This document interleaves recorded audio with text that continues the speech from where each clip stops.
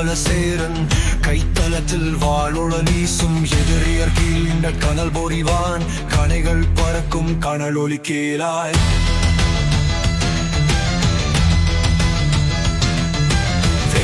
சூரியன் சுடரும் போல் வீல் வைத்த வீரன் விடும் கனை காவிரி திரையில் குருதி பெருக சோரன் சிங்கம் சினம் குண்டுது